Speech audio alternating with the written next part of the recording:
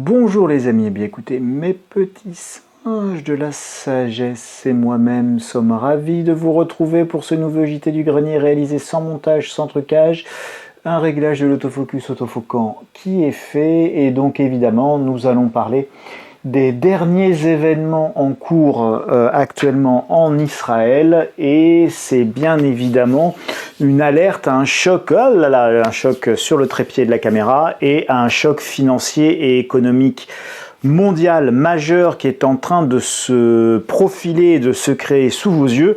On est dans une situation de signe noir, ces événements hautement improbables à la portée plus que significative.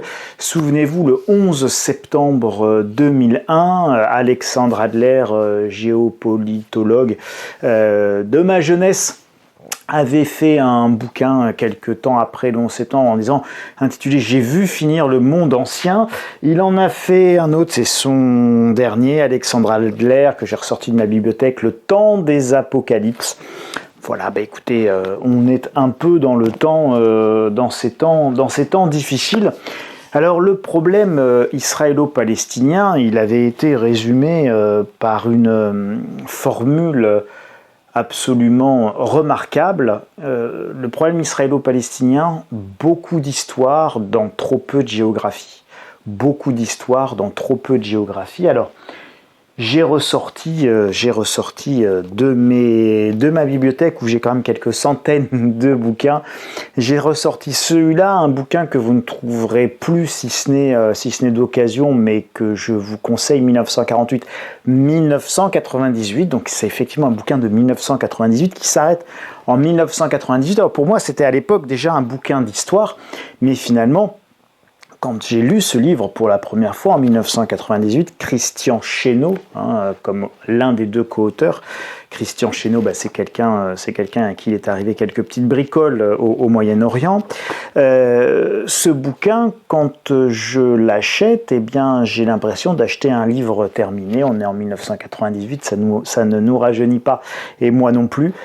Et bien évidemment non, l'histoire va continuer à s'écrire. En 1998, Yitzhak Rabin vient de se faire assassiner. Le processus de paix en Palestine est en train de patiner. Yasser Arafat est malade et affaibli. Il n'est pas encore mort, mais ne va pas tarder à mourir. Je vous rappelle d'ailleurs qu'il meurt à Paris. Bref, beaucoup d'histoires. Trop peu, hélas, de géographie. Et donc une situation absolument terrible qui commence en 1948 avec ce que les Palestiniens appellent la Nakba, le désastre. Le désastre, c'est tout simplement leur expulsion des terres qu'ils occupaient dans ce qui allait devenir évidemment l'État d'Israël. Encore une fois, beaucoup d'histoires, beaucoup trop peu de géographie, un problème absolument terrible et effroyable qui vient hanter le monde de manière assez régulière, depuis que vous êtes jeune, quel que soit votre âge. Le problème israélo-palestinien est un problème et un sujet de géopolitique majeur, un sujet d'humanité aussi majeur, et qui a toujours évidemment défrayé la chronique. Et donc, ce que l'on voit aujourd'hui est évidemment horrible et ne peut faire que saigner les cœurs de tous ceux qui pensent que la vie humaine est quelque chose de précieux, évidemment. Alors, alerte, choc financier et économique mondial, l'attaque du Hamas en Israël, c'est un véritable signe noir. On va pas faire de politique israélo-palestinienne, mais on va regarder les faits, et puis on va regarder les conséquences que peuvent avoir ces faits, et puis je vous propose également de réfléchir au contexte dans lequel ces faits prennent place, parce que ma modeste vision que je vais partager avec vous, mon analyse, ma réflexion m'amène à penser que si cela arrive par hasard, eh bien qu'en fait ce n'est pas un hasard. Alors, souvenons-nous, nous sommes en guerre évidemment, c'est même Emmanuel Macron qui l'avait dit à propos d'un virus, ou des Russes, ou d'un virus, voilà, mauvais jeu de mots.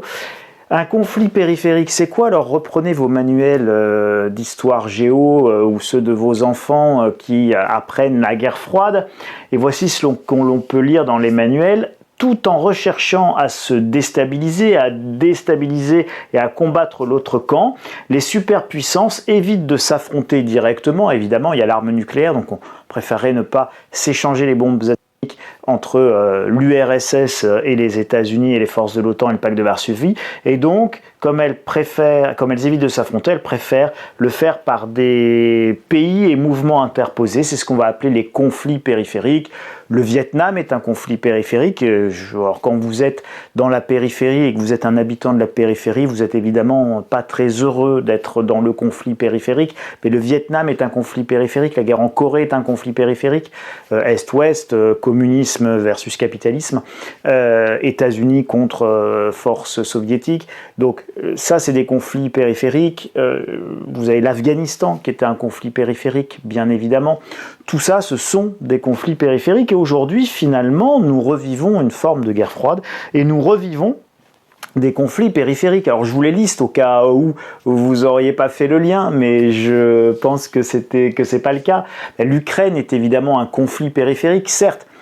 Lapsus révélateur, l'URSS. La Russie est directement impliquée en Ukraine, mais les États-Unis, non. Et vous voyez que dans les conflits périphériques, les États-Unis étaient directement impliqués au Vietnam et l'URSS à l'époque, non, via la Chine, etc. Bon, mais vous voyez, on a plein de subtilités et de nuances dans les conflits périphériques, mais la guerre, elle se fait en Ukraine, on se bat jusqu'au dernier des Ukrainiens, mais on n'a pas encore une confrontation militaire, et je précise bien, et je tiens à ce encore, entre directement les forces de l'OTAN, États-Unis, France, Angleterre, vraiment tous les pays qu'on peut trouver en Europe, et pays membres de l'OTAN, et les troupes russes. Les pays d'Afrique, où les troupes de Wagner, donc les mercenaires russes, sont en train de virer à coups de pied dans les fesses, notamment et spécifiquement l'armée française et la présence française dans ces pays historiquement sous influence française. Et donc on se fait remplacer petit à petit, regardez ce qui arrive actuellement à Niamey, etc., au Niger, bon, on se fait remplacer par les Russes qui avancent. Arménie et Azerbaïdjan, ça ne doit rien au hasard. L'Azerbaïdjan profite évidemment d'un moment de faiblesse de la Russie pour se dire, de toute manière, la Russie, elle ne peut pas faire la guerre sur 10 fronts différents, donc je peux aller récupérer le Haut-Karabakh que je reluque depuis plusieurs décennies. Donc évidemment, on se retrouve avec des conflits dans des zones périphériques qui peuvent être aussi la conséquence, alors soit c'est utilisé comme affrontement direct, soit c'est la conséquence de l'occupation des grandes puissances dans leurs conflits à eux. Et c'est exactement ce qui se passe dans le cas de l'Arménie et de l'Azerbaïdjan. Le Kurdistan, actuellement, où vous avez également beaucoup de problèmes, pendant que tout le monde regarde ailleurs, et bien évidemment aujourd'hui Israël. Alors le risque d'un conflit périphérique, c'est évidemment sa transformation en conflit frontal entre grandes puissances. Souvenez-vous de la crise des missiles de Cuba, ou un conflit périphérique, les soviétiques étaient venus mettre le bazar à Cuba suite au fait que les Américains, pour la petite histoire, avaient quand même mis le bazar en Turquie, et que les Américains avaient installé des missiles en Turquie qui évidemment sur le flanc sud menaçaient directement le cœur même de l'URSS. Donc les soviétiques avaient fait la même chose aux Américains, mais à l'envers, en installant des missiles dans le sud, au sud des États-Unis, à Cuba, qui menaçaient directement évidemment le territoire américain. Ça s'est fini par un accord entre les deux grandes puissances, où chacun a retiré ses missiles, et les Américains de Turquie, et les Russes évidemment de Cuba. Alors les conséquences de ce 11 septembre israélien, c'est bien de cela que l'on parle. C'est un terrible bilan humain. Au moment où j'enregistre cette vidéo, on nous parle de 600 morts, d'un certain nombre de vidéos qui sont effroyables. Je vais y revenir parce que je pense que c'est très important.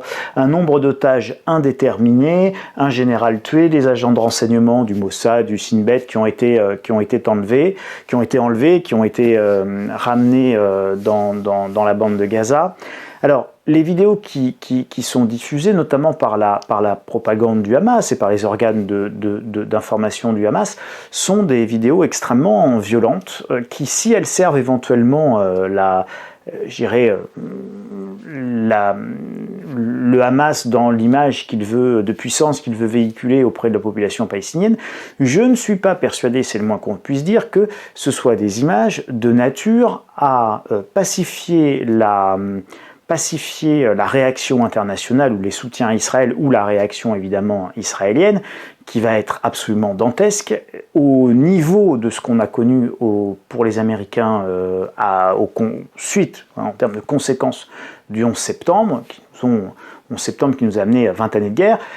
Donc si vous voulez, il y a de quoi être extrêmement inquiet, et ces images qui ne peuvent aboutir qu'à radicaliser, si vous voulez, la réaction israélienne et occidentale, sont à mon avis totalement volontaires. Donc ce qui est cherché là, c'est évidemment une escalade et une montée des tensions, et pas a priori un apaisement des tensions. Et donc la théorie que je vais développer avec vous, les réflexions que je voulais partager, c'était qu'aucun des camps n'avait finalement aujourd'hui intérêt à une désescalade, mais bien une escalade. Et donc c'est cette hypothèse-là qu'on va travailler. Donc des représailles prévisibles et d'une grande force. Le 11 septembre ne nous a pas apporté la paix, bien évidemment, mais 20 ans de guerre effroyable, demandée aux Irakiens et aux millions de morts en Irak, qui se sont vécus l'exportation ou l'importation chez eux de la démocratie américaine.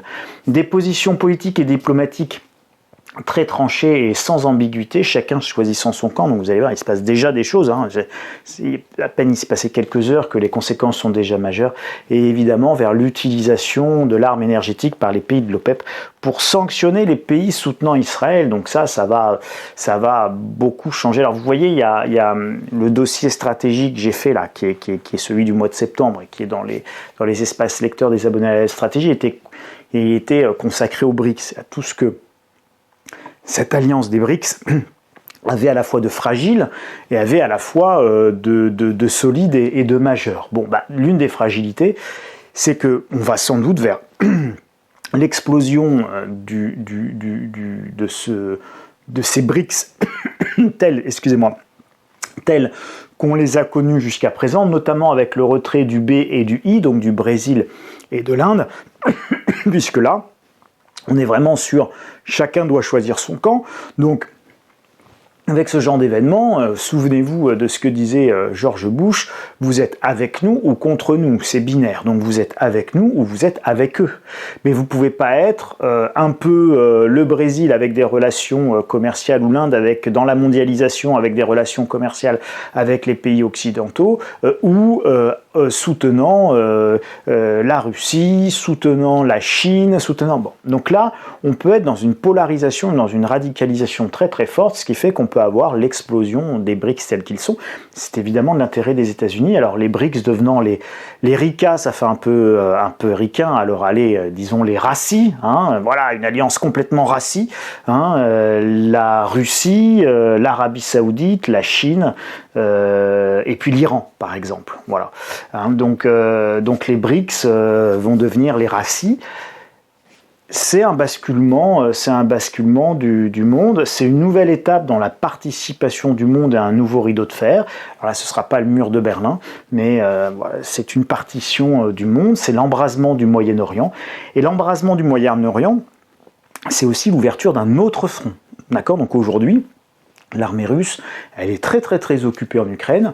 L'Ukraine reçoit une aide massive du camp occidental en ouvrant un autre front. Alors ça, c'est l'ouverture des autres fronts. C'est vieux comme le monde et c'est vieux comme la guerre. Et souvenez-vous, la Seconde Guerre mondiale, avec les Russes, les Soviétiques de l'époque, Staline, qui suppliaient et insistaient auprès de Roosevelt et de Churchill pour qu'il y ait un débarquement en Normandie, pour qu'il y ait l'ouverture d'un deuxième front, pour que ça relâche de la pression, que ça oblige les Allemands évidemment à diviser leurs troupes entre le front de l'Est et le nouveau front de l'Ouest. Et évidemment, c'est ce qui s'est passé et c'est ce qui a précipité la perte du Troisième Reich et la défaite d'Adolf Hitler.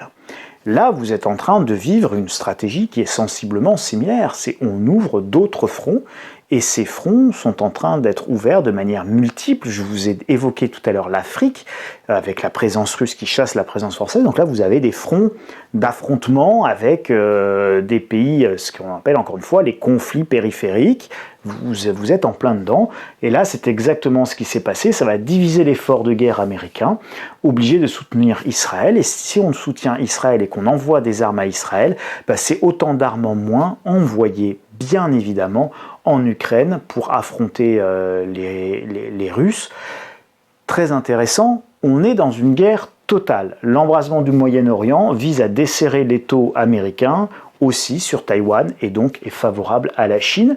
Les États-Unis quant à eux, ont intérêt évidemment de faire exploser les BRICS et de forcer l'Inde et le Brésil à rejoindre définitivement et complètement le camp occidental. Bref, aucun camp n'a un intérêt pour une paix rapide. Il y aura donc une escalade avec des implications économiques et financières mondiales extrêmement fortes dans les jours, semaines et mois qui viennent. Il n'y a pas de petite guerre en Europe, il n'y a pas de petite guerre avec la Russie, et n'imaginez pas un seul instant que Vladimir Poutine et les Russes, l'ensemble des dirigeants russes, ne soient pas engagés dans une guerre totale à notre égard. Ce qu'il s'est passé en Ukraine et ce qu'il se passe en Ukraine est considéré par les Russes comme un affrontement direct entre les troupes de l'OTAN et l'armée russe, même si c'est via l'armée ukrainienne. L'armée ukrainienne, elle est totalement made in OTAN. Il n'y a que les morts en Ukraine qui soient made in ukrainien, ça effectivement. Et encore, on a quelques mercenaires étrangers qui y meurent. Mais globalement, si le doigt qui appuie sur le bouton est ukrainien, les missiles, les radars, les calculs, les stratégies, tout est made in OTAN. Seul le doigt ukrainien qui appuie sur la gâchette est effectivement ukrainien. Je ne juge pas, entendez-moi bien, je ne juge pas, je ne suis pas pro-russe, anti-russe, pro-ukrainien, anti-ukrainien. Je vous fais une analyse géopolitique, d'accord? Une fois que vous avez dit que les Russes ils sont méchants, que nous on est les gentils, eux c'est le camp du mal, nous c'est le camp du bien, ok, vous avez bien répété votre catéchisme, mais vous n'avez rien dit et vous n'avez fait aucune analyse géopolitique, politique ou tracé des perspectives d'avenir. Je peux vous assurer que, à moins qu'on atomise la Russie et qu'on la détruise totalement, la Russie sera toujours là. Pour l'Ukraine, c'est nettement moins sûr. Donc il n'y a pas de petite guerre en Europe. Et ça, c'est un message que j'ai toujours dit dès le premier jour de la guerre en Ukraine. 24 février 2022. 24 février 2022. Et donc la Russie nous mène une guerre totale. Si la Russie doit embraser le Moyen-Orient avec l'Iran, avec l'Arabie Saoudite, utiliser les Émirats Arabes Unis, etc., utiliser l'arme de l'énergie et du pétrole, bien évidemment, la Russie ne va pas hésiter. La Russie a laissé le temps possible aux négociations, une négociation que l'Europe n'a pas voulu. Souvenez-vous des paroles de Ursula von der Leyen, la présidente de la Commission européenne, qui a expliqué qu'il n'était pas temps de négocier avec la Russie, que ce n'était pas le temps de la paix, c'était le temps de la guerre. Bon, bah écoutez, le temps de la guerre, ok, mais la guerre, c'est pas agréable, la guerre, c'est douloureux, elle nous coûte déjà fort cher en inflation et ça va continuer. Alors évidemment, l'explosion du cours du pétrole, alors regardez, les cours du pétrole, ils ont fortement baissé, on est monté à 95 $ le baril, on est à 82. Bon là, ça va commencer à remonter très sérieusement et je pense que demain, on va avoir un petit pic haussier et en fonction de l'évolution de la situation, eh bien évidemment, on ne peut pas exclure l'envolée, mais alors à des niveaux stratosphériques des cours du pétrole, puisqu'évidemment, l'énergie peut être utilisée. Donc la réponse israélienne sur Gaza va être extrêmement forte, ça c'est à peu près prévisible.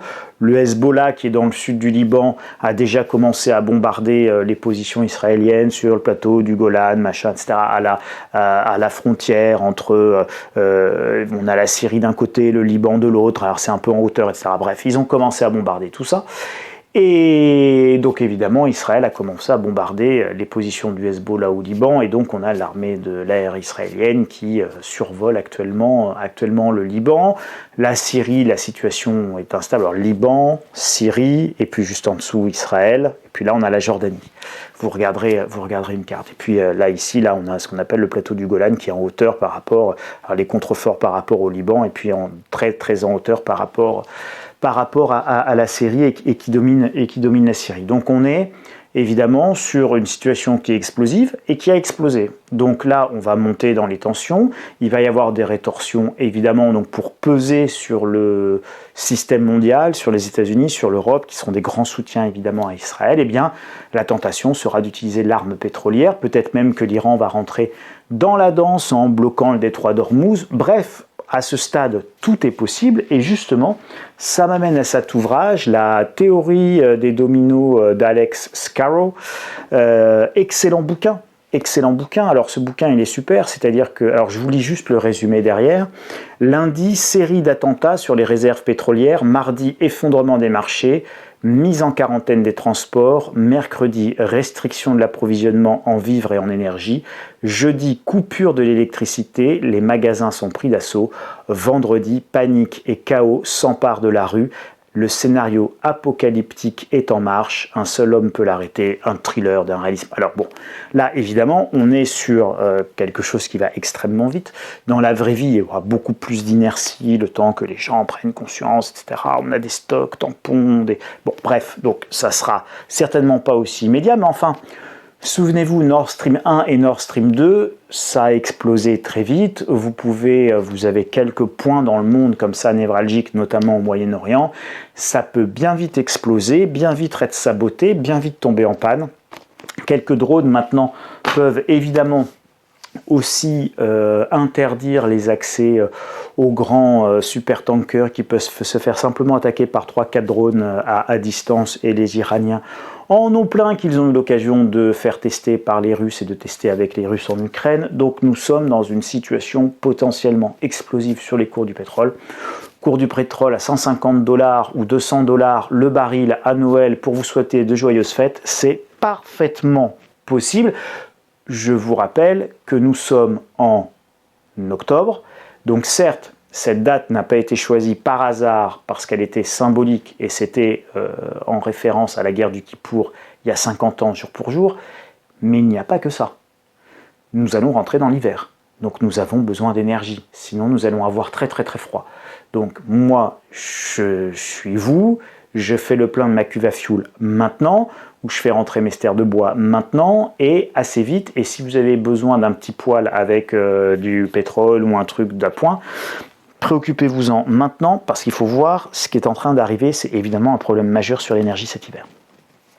La hausse du dollar, eh bien, comme à chaque fois, quand il y a un grand mouvement géopolitique très inquiétant et des bruits de bottes, c'est ce qu'on appelle le flight to quality. Donc, on achète du dollar et des obligations de l'État américain. Donc, on va a priori sur une hausse du dollar, hausse de l'essence libellée, hausse du baril de pétrole libellé en dollars plus hausse du dollar, égale pour nous Européens un ratatinage complet, puisqu'on perd et sur le taux de change et sur le prix du baril, donc ça nous coûte 2 fois plus cher. Bonjour le choc inflationniste, vous l'avez compris, on y arrive, évidemment un nouveau choc inflationniste, plus 10%, d'accord, ça minimum, le tarif c'est le même. Une guerre en Ukraine, c'était plus 10%. Souvenez-vous, tout était produit en Ukraine. Là, tout est produit en Israël. De l'avocat bien mûr à tout le reste. On va découvrir que tout vient d'Israël. On va découvrir surtout que toute l'énergie vient évidemment du Moyen-Orient. Et cette énergie du Moyen-Orient, si nous en sommes privés, ça va être très très très compliqué. Donc en cas d'extension du conflit et de rétorsion diplomatique avec une très forte probabilité, l'utilisation de l'arme énergétique est quasiment inéluctable. Un baril à 150 ou 200 $ est possible dans un scénario d'emballement des événements. Le choc inflationniste qui suivra sera majeur, forçant les banques centrales occidentales soit à monter encore les taux d'intérêt, donc là je vous parle de taux d'intérêt à 7 ou 8%, soit à laisser filer l'inflation et en les montant beaucoup moins, et donc il faudra qu'on accepte une dose d'inflation. Et donc là aussi, ça va avoir des conséquences économiques majeures sur la hausse des prix et l'appauvrissement des populations occidentales. Le tout dans un contexte actuel déjà de krach obligataire. Ça, c'est la valeur des obligations moyennes à 30 ans américaines qui était montée, bon, je vous la fais courte, à 190. Aujourd'hui, nous sommes à 110, donc vous voyez, ça fait déjà une belle correction. Donc ici, on est revenu au niveau de prix, en gros, de l'année 2009, avant la crise des subprimes, et justement, un flight to quality. Donc quand il y a eu la crise des subprimes, les banques centrales et notamment la Fed a beaucoup baissé les taux d'intérêt. Donc à partir de ce moment-là, vous voyez que le prix des obligations a commencé à monter de manière très significative puisque les taux étaient bas. Là, les taux ont remonté, donc évidemment, le prix des obligations baisse.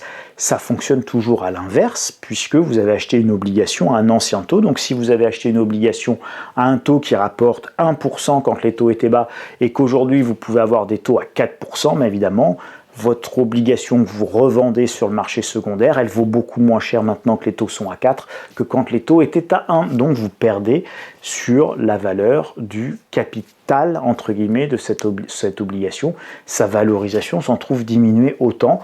pour permettre que cette obligation à 1% sur le temps qui lui reste rapporte autant que la nouvelle obligation. Donc vous avez un ajustement de la valeur du nominal qui s'opère. C'est assez simple à comprendre, même si ce n'est pas forcément intuitif. Et donc, on a aujourd'hui un contexte de krach obligataire. Donc vous imaginez, si les taux montent encore plus, eh bien le krach obligataire va s'amplifier. Et je vous rappelle que c'est ce krach obligataire qui a mis par terre quelques banques aux États-Unis ces derniers mois, la SVB et ces banques californiennes qui ont eu des grandes difficultés. Eh bien, c'était lié justement à ce problème de krach obligataire. Donc, vous imaginez, s'il s'amplifie, donc on est dans un contexte de grande fragilité, et on est dans un contexte de marché boursier très élevé. Regardez, ça a un peu corrigé, puis c'est reparti. Le Covid, c'est ici, hein, donc voilà, c'est la grande baisse qui est là. Donc, vous voyez, depuis le Covid, ça a encore beaucoup monté, ça a un peu corrigé, puis finalement, c'était relativement parti haut. Donc, on est encore sur des niveaux extrêmement élevés. Donc, le potentiel de baisse, si on voulait retourner à des niveaux de 2009, crise des subprimes, dernière crise récente, bon bah vous voyez là on est à un indice 4300, ici on était à peu près au niveau de 1000, donc si on part d'une division par 4 des cours, ça fait une bonne baisse, là vous aurez l'impression d'avoir que des actions Orpea. Donc vous voyez, c'est compliqué. Alors en conclusion, bien évidemment, nous sommes face à un événement de type signe noir, c'est ce que je vous disais en introduction, un événement hautement improbable mais aux conséquences absolument incalculables en termes politiques, géopolitiques, militaires, guerriers et puis bien évidemment économique et financier. Je rappelle qu'on commence par un choc financier, ça devient une crise économique. Donc ce qui réagit en premier, c'est le secteur financier. Donc krach boursier, krach obligataire, choc inflationniste, ça arrive dans un deuxième temps. Donc d'abord les marchés réagissent très fortement, ça c'est assez immédiat, c'est coté en temps réel, machin. Donc voilà, le prix du baril de pétrole augmente, mais entre le moment où les prix du baril de pétrole augmentent et le moment où l'essence augmente chez nous à la pompe parce qu'on vous amène une cargaison de nouveau pétrole qui a été raffiné qui coûte plus cher, il va se passer quelques jours. Donc d'abord les conséquences sur les marchés financiers, ensuite dans un second temps, plus ou moins rapide en fonction du sujet économique, la crise économique et les facteurs économiques et l'inflation qui va s'installer, s'enquister encore plus.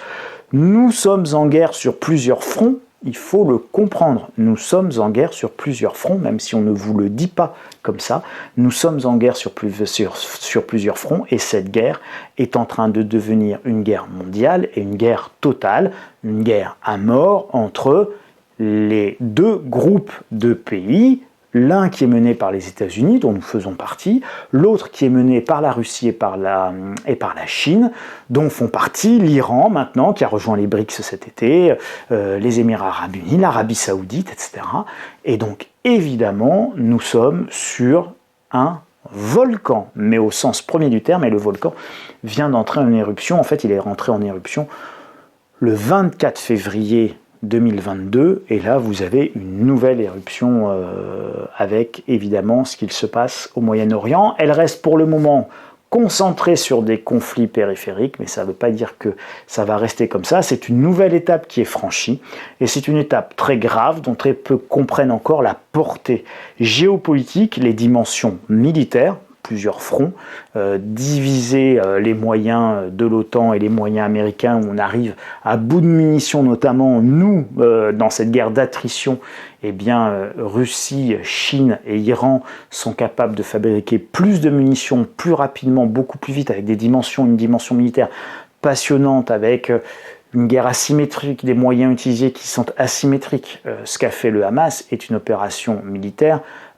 majeure. Ce sera un cas d'école et je peux vous dire que ça sera étudié dans les centres de formation militaire et dans les écoles militaires du monde entier assez rapidement, mais dans quelques années, c'est une certitude, parce que c'est le premier cas concret d'adaptation majeure dans le cas d'une guerre asymétrique mais conventionnelle. Voilà. Donc ils ont utilisé des moyens low-tech et low-cost pour mettre par terre des défenses ultra technologiques et ultra coûteuses.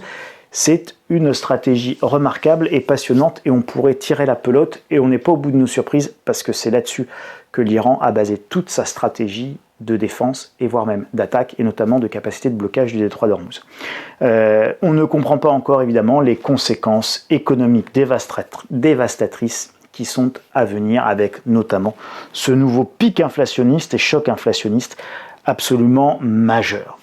Je vous rappelle que le dossier des BRICS est dans vos espaces lecteurs en téléchargement. Ceux qui veulent aller plus loin, vous pouvez vous abonner, n'hésitez pas. Et puis évidemment, le dossier spécial qui va arriver dans les tout prochains jours, c'est évidemment sur l'analyse de ces événements et de leurs conséquences économiques et des mesures d'urgence que l'on peut prendre pour son patrimoine. Je vous dis juste un petit scoop, si vous avez des actions et beaucoup d'actions, c'est pas forcément le meilleur moment pour en acheter plus, c'est peut-être le meilleur moment pour commencer à prendre très rapidement des bénéfices et réfléchir à réorganiser un petit peu votre allocation d'actifs pour vous désensibiliser en partie notamment de vos marchés actions.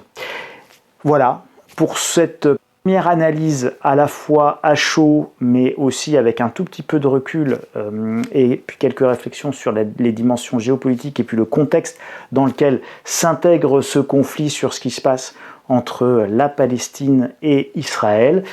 N'hésitez pas à partager cette vidéo, à mettre un gros doigt de schtroumpf évidemment à cette vidéo, à commenter en dessous s'il vous plaît avec beaucoup de nuances, de calme et de pondération parce que la situation est grave et qu'il y a des gens qui meurent et que c'est toujours un déchirement et qu'on n'oublie pas notre humanisme et on pense d'abord à ceux qui meurent et qu'on est là pour essayer d'être des artisans de paix et pas des artisans de discorde. On n'est pas naïf pour autant, mais en tout cas, s'il vous plaît, soyez nuancés dans vos commentaires, je vous en prie. Voilà, partagez cette vidéo à fond et puis abonnez-vous gratuitement à cette chaîne YouTube Le Grenier de Déco. Vous pouvez me retrouver sur mon compte Twitter @insolentiae. Vous pouvez aller sur le site insolentiae.com, vous abonner gratuitement à la lettre d'information quotidienne. Et puis pour ceux qui veulent aller plus loin, à la lettre stratégie, où je vous donne mes conseils. Voilà les amis, on va vivre évidemment une période d'emballement informationnel, d'actualité, etc. Eh bien écoutez, je serai là et je vous accompagnerai pour essayer de vous rendre les choses peut-être plus intelligibles, plus compréhensibles. Encore une fois, pas de vérité absolue, mais une réflexion et la nécessité toujours de beaucoup réfléchir pour essayer d'avoir l'attitude la plus juste, la plus vraie, la plus nuancée et au bout du compte la plus humaniste pour tout le monde, même si c'est toujours très difficile, parce qu'évidemment quand il se passe des choses graves, les positions se radicalisent toujours et les modérés l'emportent rarement, hélas, dans ces cas-là, mais c'est pas une raison pour ne pas l'être. Continuons à être modérés, intelligents, pertinents et surtout bienveillants. Merci à tous les amis, prenez bien soin de vous et à très bientôt.